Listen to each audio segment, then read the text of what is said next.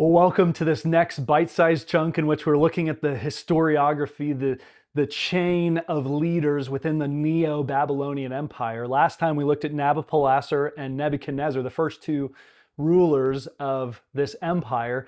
Next, we're going to look at the next few, because I think oftentimes we mistakenly, as we read the book of Daniel, will look and read chapter 4 and see Nebuchadnezzar humbled. And then we read chapter 5 and we see in the second verse where it says that Belshazzar took the gold and the silver vessels that his father had taken out of the temple in Jerusalem.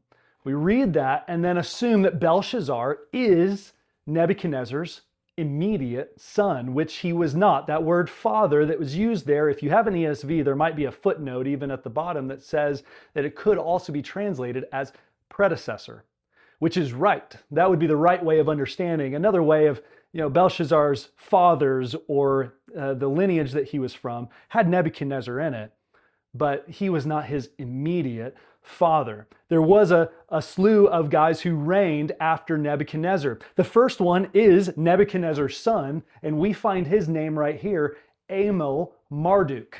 Amel Marduk. We actually see him pop up in, he pops up in 2 Kings 25, verse 27. The writer of 2 Kings actually calls him Evil Merodach, which I think is just a Hebrew transliteration of Amel Marduk. But we see him show up in the biblical record. He's Nebuchadnezzar's son, and he reigns for 2 years because he took over from his father. Not because of that, but because he ended up being killed just a couple years into his reign. His brother-in-law, Neriglissar, right here, was part of the conspirators who ended up killing Amel Marduk.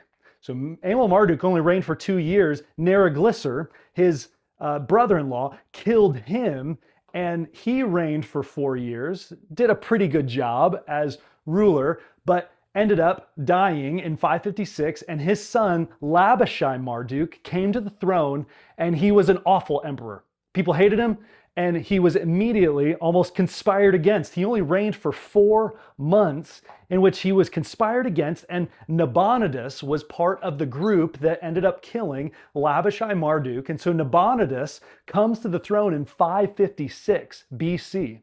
Again, Daniel and his 3 friends are all in Babylon during this time. Judah had been exiled to Babylon during this time. And so Nabonidus comes to the throne in 556, and he does a pretty good job as emperor, but he doesn't raise the power, the might of the Babylonian Empire.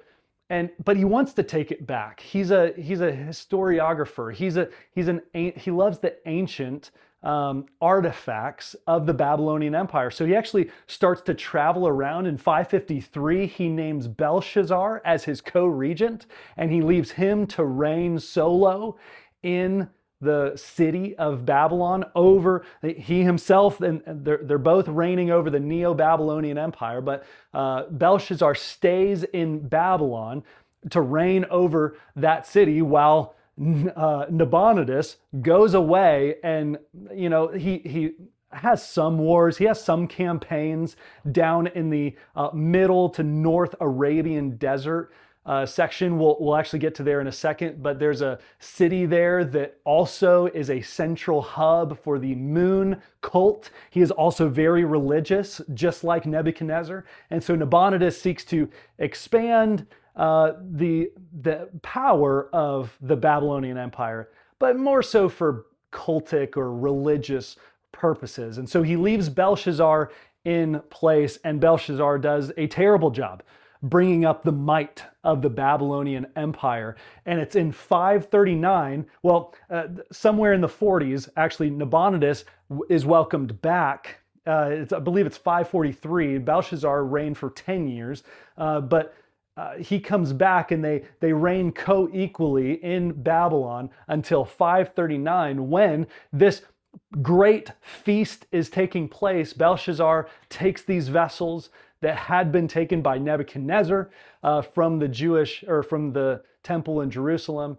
They're feasting, and all of a sudden a hand shows up and draws on the wall. And we get that story. And at the end of chapter 5, what we see is that very night, Belshazzar, the Chaldean king, was killed, and Darius the Mede received the kingdom. We'll look at the Medo-Persian Empire in the next video, but this is the end of the Neo-Babylonian Empire.